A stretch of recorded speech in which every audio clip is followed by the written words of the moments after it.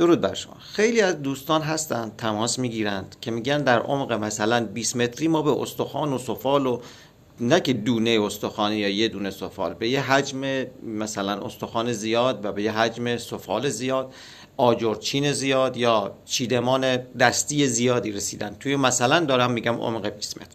وقتی بررسی میکنیم، بیشتر پرسجو میکنیم، فیلم و عکس رو میبینیم، بهشون میگیم که این لایه ها طبیعیه و مربوط به دفینه نیست. شاکی میشن که آقا مگه میشه تو عمق 20 متری استخوان باشه، لایه سفال باشه، چیدمان دست باشه اما طبیعی باشه؟ بله میشه.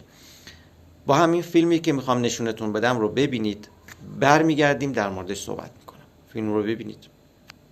روستای آبکار اولیا در زیر میلیون ها تن خاک دفن شد. ما اینجا نشسته بودیم، دیدیم یک سفر زیر زمین لرزش گرفت. تو ساختمان که نشسته بودیم به طوره لرزش گرفت که مردم از ساختمان ها بیرون رفتن. داستانی 7 رکن بوده که غروب بوده که ما چراغ خاصی روشن کنیم، چراغی هم از این منزلا روشن بود. بله چراغ دیدیم و یک صدا زمین قرمشی اومد که ما گفتیم زمین جنش رو زمین لرزه. بعد نگاه کردیم دود مطابق دود دیدیم گرد و خاک بلند شد تا گفتیم بریم بیاریم، اصلا شب شد. خب فیلم رو دیدید با هم، دیدید که یک روستا به طور کلی محو شد.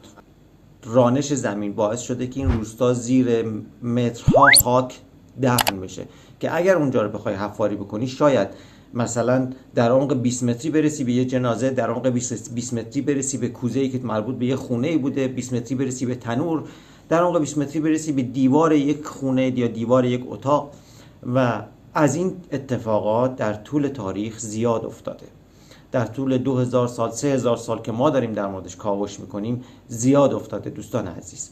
پس اگر در جایی چنین مواردی رو میبینید و بررسی میکنیم و بهتون میگیم طبیعیه، بدونید که ممکنه قبلا چنین اتفاقی در اونجا افتاده باشه و حتما هر لایه‌ای که سفال داشته باشه، هر لایه‌ای که استخوان داشته باشه یا هر لایه‌ای که دیوار و کار دست باشه مربوط به دفینه نیست، طبیعی هم میتونه باشه.